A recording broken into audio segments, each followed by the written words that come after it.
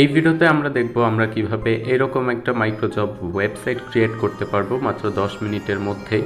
So ভিডিওটা first two and পর্যন্ত দেখুন। অ্যান্ড এই ওয়েবসাইটের অনেক ফিচার্স আছে যেগুলো নর্মালি মাইক্রোজব ওয়েবসাইটে থাকে, যেমন ইউজাররা চাইলে জব পোস্ট করতে পারবে, ডিপোজিট করতে পারবে, ওয়ার্ক করতে পারবে অ্যান্ড দেন উইথড্র করতে পারবে। সো এই হচ্ছে ওয়েবসাইটের হোম পেজ। সম্পূর্ণ হোম পেজ আপনারা অ্যাডমিন প্যানেল থেকে কাস্টমাইজ করতে পারবেন।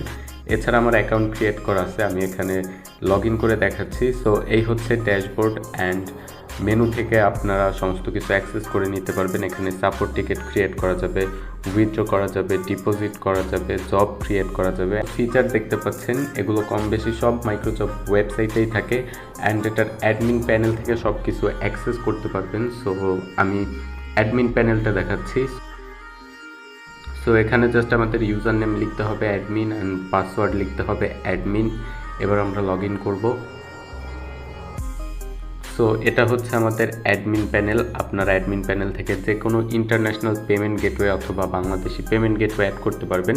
আর এই সাইটটা কিভাবে সম্পূর্ণ কাস্টমাইজ করবেন ওই ভিডিওটা আপনারা এই ফাইলের সাথেই পেয়ে যাবেন। সো ওয়েবসাইটটা বানানোর জন্য ফার্স্ট অফ অল আমাদের ওয়েব হোস্টিং আর ডোমেইন প্রয়োজন, তারপর আমাদের একটা স্ক্রিপ্ট প্রয়োজন। সো আপনারা চাইলে fortunehost.net থেকে একদম কম প্রাইসে ডোমেইন হোস্টিং কিনতে পারবেন। ভিডিও লিঙ্ক ডেসক্রিপশনে দেওয়া আছে, আপনারা চাইলে ডোমেইন হোস্টিং কিনে নিতে পারেন।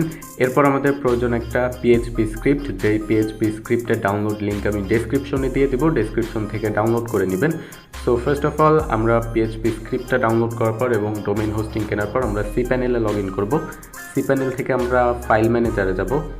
সো ফাইল ম্যানেজারে যাওয়ার পর আমরা পাবলিক এইচটিএমএলে যাব। পাবলিক এইচটিএমএলের যত ফাইল আছে ফাইলগুলো আমরা ডিলিট করে দেব। সো এবার আমরা আপলোড বাটনে ক্লিক করব। আপলোড বাটনে ক্লিক করার পর সিলেক্ট ফাইলে ক্লিক করব। সিলেক্ট ফাইলে ক্লিক করার পর আমরা যেই ফাইলটা ডাউনলোড করছিলাম upload.zip নামে এই ফাইলটা আপলোড করে দিব। সো ফাইলটা আপলোড হওয়া পর্যন্ত আমরা ওয়েট করব। সো আমরা এর মধ্যে নতুন একটা ট্যাবে ওয়েবসাইটটা ওপেন করে নিই এবং একটা ডেটাবেস ক্রিয়েট করে নিই। সো আমরা MySQL ডেটাবেস উইজার্ডে যাব আর এখান থেকে আমরা একটা ডেটাবেস ক্রিয়েট করব। ওকে, সো আমাদের ফাইল আপলোড হওয়ার পর আমরা আবার ব্যাকে চলে আসব। এরপর আমরা upload.zip এই ফাইলটা সিলেক্ট করে ফাইলটা এক্সট্র্যাক্ট করে নিব। আমরা ফাইলটা সিলেক্ট করে ফাইলটা এক্সট্র্যাক্ট করে নিব। সো এক্সট্র্যাক্ট করার পর আমাদের সামনে মাইক্রোল্যাব নামে একটা ফোল্ডার আসবে। আমরা জাস্ট ফোল্ডারটা ওপেন করব। এরপর ফোল্ডারের সমস্ত ফাইলগুলো আমরা পাবলিক এইচটিএমএলে মুভ করে নিব। ওকে, এবার আমাদের কাজ শেষ। আমরা জাস্ট একটা ডেটাবেস ক্রিয়েট করে নিব।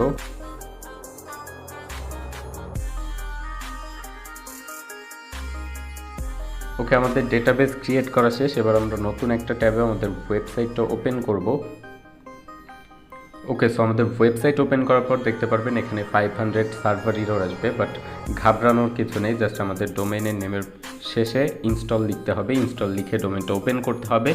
এরপর আমাদের সামনে ইনস্টল পেজ চলে আসবে। আমরা জাস্ট নিচে যাব। এরপর আই অ্যাগ্রি নেক্সট স্টেপ এই বাটনে ক্লিক করব। এরপর এখানে দেখে নিতে হবে সমস্ত এক্সটেনশনগুলো এনেবল আছে কিনা। যদি কোনো এক্সটেনশন এনেবল না থাকে তাহলে এখানে ক্রস আইকন দেখাবে। যদি কোনো এক্সটেনশন মিসিং থাকে আপনারা আপনাদের হোস্টিং প্রোভাইডারের সাথে কন্ট্যাক্ট করে এনেবল করে নিতে পারবেন। তো এরপর আমাদের সমস্ত এক্সটেনশন যেহেতু ঠিক আছে আমরা নেক্সট স্টেপে ক্লিক করব। এরপর আমাদের ফাইল পারমিশন সবগুলো ঠিক আছে, আমরা আবার নেক্সট স্টেপে ক্লিক করব। আমাদের পারচেজ ভেরিফিকেশন অপশনে আমরা এই ইউজার নেম এবং লাইসেন্স দিয়ে দিব, যেটা আমি এখন হাইড করে রেখেছি। অ্যান্ড ডেটাবেস ইউজার পাসওয়ার্ড দিব। এরপর নিচে আমাদের ইমেল অ্যাড্রেস দিতে হবে। সো আমরা এখানে আমাদের ইমেল অ্যাড্রেস দিয়ে দিব। এরপর আমাদের ইনস্টল বাটনে ক্লিক করতে হবে। ইনস্টল বাটনে ক্লিক করার পর আমাদের সাইটটা কিন্তু ইনস্টল হয়ে গেছে। এরপর আমরা আবার সি প্যানেলে আসবো। সি প্যানেল থেকে পাবলিক এইচটিএমএল আসবো। এরপর ইনস্টল ফোল্ডারটা ডিলিট করে দিব।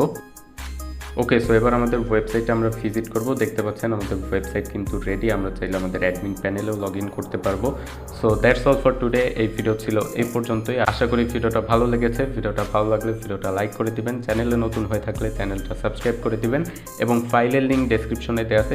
ডেসক্রিপশন থেকে ফাইলটা ডাউনলোড করে আপনারা একটা মাইক্রোসফট ওয়েবসাইট একদম ইজিলি বানাতে পারবেন 10 মিনিটেরও কম সময়ে।